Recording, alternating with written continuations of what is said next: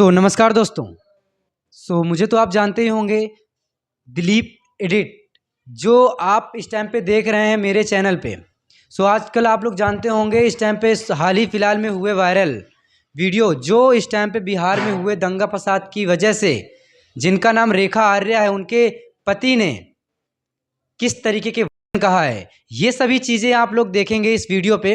नौजवान ही और शादी भी नहीं हुई तुम्हारी। हाँ तो जो नौजवान है, ऐसे 5 लोग इकट्ठे करके तो बेटा शादी बुढ़ापे में करोगे। हम लोग 3-4 बच्चे हो जाते हैं। लड़की हम तुम्हें दिवा दें, बिहार से ले आएंगे, बिहार में 20-25 हजार रुपए मिल जाती है। हाँ हाँ चलिए तुम मेरे साथ, हम तुम्हारी शादी कराएं। तो हमारे साथ जुड़े हैं आरपी सिंह जी, यूपी 33 से हैं। ये रायबरेली के रहने वाले हैं, लेकिन इनको सोशल मीडिया के बारे में, अगर आप जानकारी के बारे में जानना चाहेंगे तो बहुत कम है।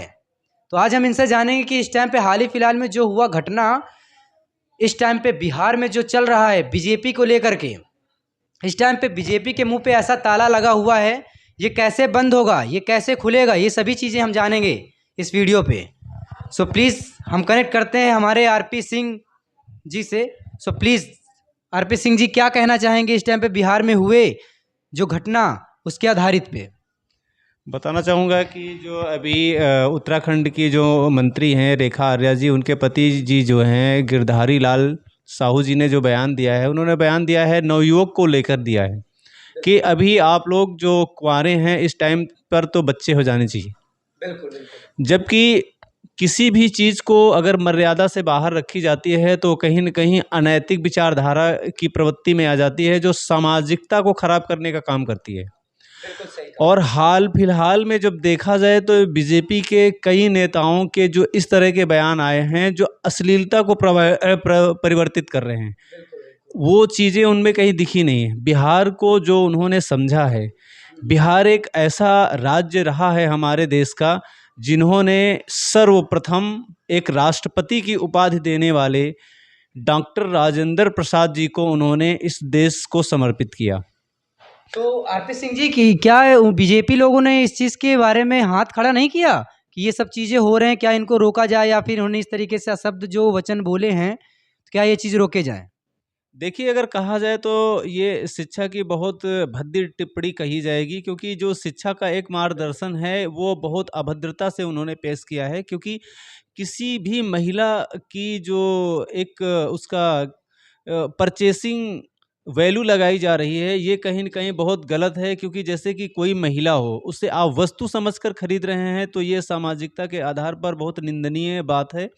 क्योंकि 20 से 25 हज़ार की कीमत के तो लोग जूते चप्पल भी पहन लेते हैं, तो क्या हमारे बिहार की जो लड़कियां हैं, बहन बेटियां हैं, क्या उनकी मर्यादा उनसे भी नीचे गिर चुकी है इन बीजेपी के नेताओं की नज़र में?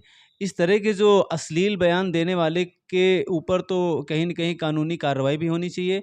क्योंकि बिहार इतना छोटा राज्य नहीं है। आजकल देखा जाए तो शिक्षा के स्तर पर भी जो देखे जाएँ तो आईएएस, पीसीएस रैंक के लोग जो निकल रहे हैं, बिहार से निकल कर आ रहे हैं, और अन्य राज्यों में उनकी जो दर्शनाभिलाषी देखी जा रही है, अन्य राज्यों के जिला को यानी जनपदों को वो बहुत अच्छे से नियंत्रित करके रख रहे हैं। तो कहीं न कहीं ये बहुत बड़ा ब्लंडर मिस्टेक कहा जाएगा सामाजिकता के आधार पर। क्योंकि 20-22 हज़ार के तो लोग जूते चप्पल भी पहन लेते हैं। क्या इतनी भी कीमत नहीं है बिहार की उन युवतियों की, जो उन्होंने कहा है कि नवयुवकों को जाना चाहिए 20-25 हज़ार में किसी एक लड़की को लेके आओ और यहाँ पर अपने ज़िंदगी के लिए एक खिलौना बना लो। तो ये मर्यादा के खिलाफ है, कहीं न कहीं ऐसा नहीं होना चाहिए। हमारा देश हमेशा सोने की चिड़िया कहा गया है, और सोने की चिड़िया जो कहा गया है, आपको पता होना चाहिए। तो सोना का मतलब ये नहीं है कि किसी के साथ सोना, किसी लड़की के साथ सोना। सोने का मतलब ये होता है कि सोने जैसा प्रतिबिंब होना चाहिए, सोने जैसा आपका केंद्र बिंदु होना चाहिए, सोने की तरह आपकी झलक होनी चाहिए, आपकी वॉइस होनी चाहिए, आपकी शिक्षा होनी चाहिए। सोना मतलब कीमती, कीमती मतलब गहना, गहना का मतलब जो आपके शब्दों के गहने हैं ना, वो सोने की तरह होने चाहिए। ना कि किसी लड़की का जो एक जिस्म है उसको आप कहीं न कहीं पैसों में आप खरीदने की बात करें, तो वो चीज़ बिल्कुल गलत है। और हमारे देश में जो बिहार राज्य है, ये बहुत ही अच्छा राज्य है, जहाँ पर खनिज और खनन हकीकत में सोना मिलता है। अगर कहें तो अभी हाल में ही जो कुछ सालों पहले झारखंड में देखा है आपने कि बिहार का राज्य रहा है और अब कटकर जो है झारखंड अलग हो चुका है। तो है न कहीं वो बिहार का ही एक राज्य है माना जाए। पहले तो डिस्ट्रिक्ट था लेकिन अब राज्य में बदल दिया गया है। बिल्कुल किया गया है। तो आपको पता होना चाहिए कि ये बिहार की मर्यादा में बहुत निंदनीय चीज़ है। सो आरपी सिंह जी, एक बात बताइए मुझे कि ये जो सरकार है वहाँ की बिहार की, क्या इतना गिर गई है कि उनका सपोर्ट पे इतना ज़्यादा आगे बढ़ा रही है? क्या इस चीज़ को रोकना नहीं चाहिए सरकार को? अब आप ही बताइए, हमारे जो मुख्यमंत्री हैं बिहार के, जो पहले रह चुके हैं, क्या उन्होंने ये सब चीज़ें पहले नहीं देखी होंगी, जो अभी इस टाइम पे बीजेपी के आने की वजह से हो रही हैं? क्या ये बीजेपी की तरफ से होने वाली चीज़ें हैं? क्या कहना चाहेंगे आप? बताइए आरपी जी।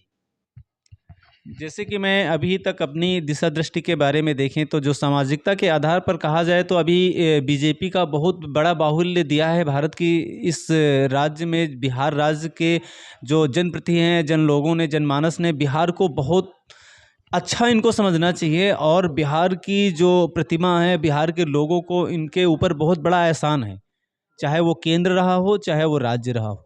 क्योंकि अभी देखा जाए तो राष्ट्रपति जी महिला हैं और वो एक आदिवासी क्षेत्र से आती हैं, तो क्या उनके दिल पे भी ठेस लगी होगी क्योंकि वो भी एक महिला हैं।